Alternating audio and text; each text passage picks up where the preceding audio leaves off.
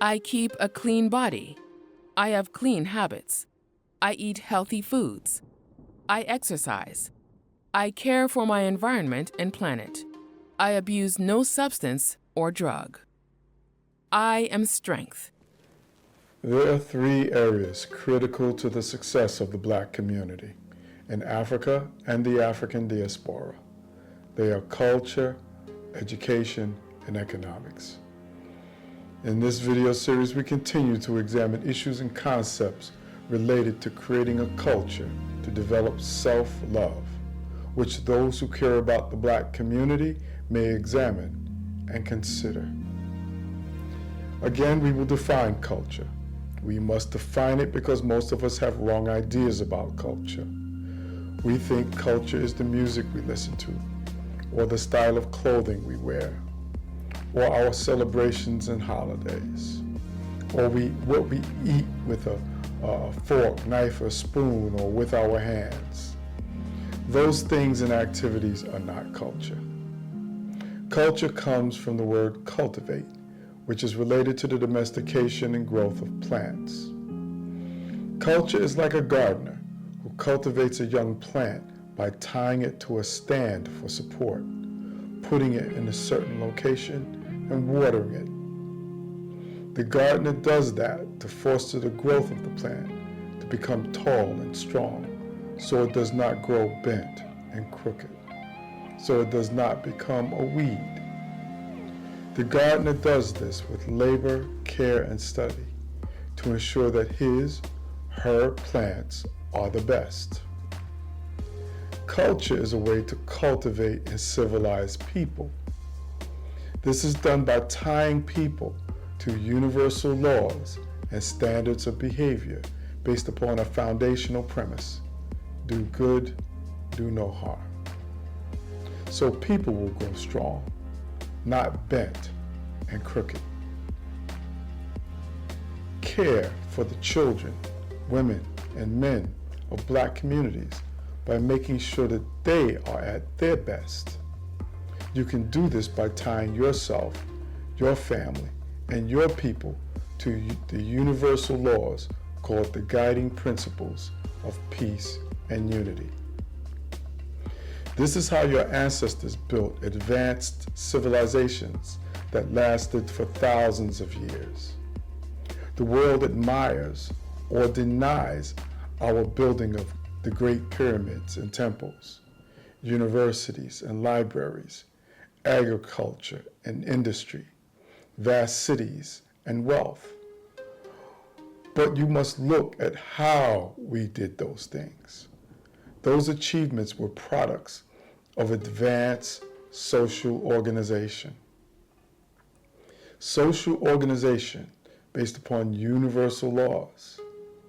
This is what is important for Black people and Black communities to understand.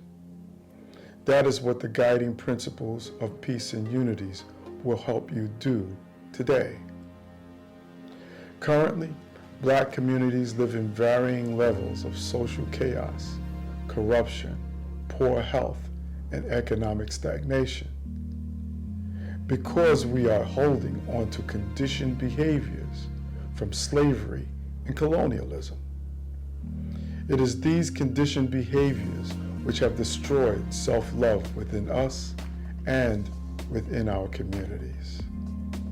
By rebuilding your culture based upon these universal laws, you will bring order, purification, health, and progress to Black communities and revive self-love. With the guiding principles of peace and unity as a foundation, culture will 1, prepare you for life, 2, foster your growth, and 3, improve you as a person and as a community. You can watch our previous videos about rebuilding our culture to create self-love and civilization. Today is our 8th discussion of the universal law called I am strength, and its role in creating a culture of self-love and more important, civilization. You can always download a copy of all the guiding principles of peace and unity and their violations at our website, thegppu.org. Now, the universal law called I am strength. Your physical body and our earth are the most important material resources you have in life. What you put into your body and what you do with your body affects your thoughts, emotions, sensations, and they in turn affect your actions, which create the quality of your life and your future. Taking care of your body and its health is the most concrete form of self-love. That is what the universal law called I am strength asks you to do. So, we must do everything possible to take care of and be responsible for our own bodies and health. We cannot be dependent only on doctors to take care of us. To assist you, we've created a document called the Health Pyramid. Along with our videos, it will teach you what health science says will care for your health. You can download the Health Pyramid at thegppu.org in the Resources section. Please be aware, we are not doctors and we don't provide medical advice. We are teachers. The information you see here or on our website is based on research and is strictly educational.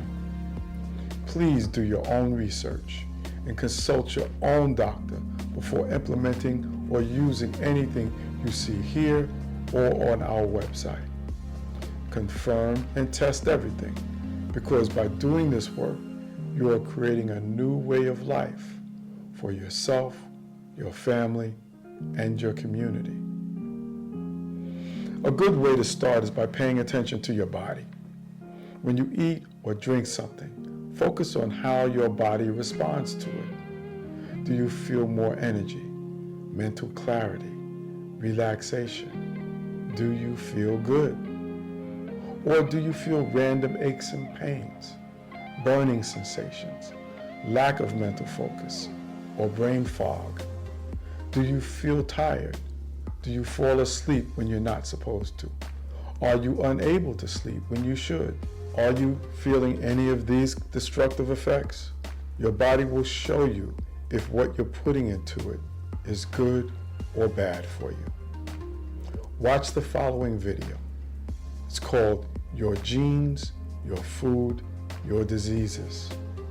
It will show you how to create a culture of self-love based upon the universal law called I Am Strength.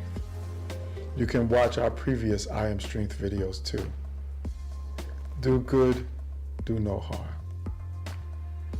The I Am Strength Path to Healing. The relationship between your genes and your food.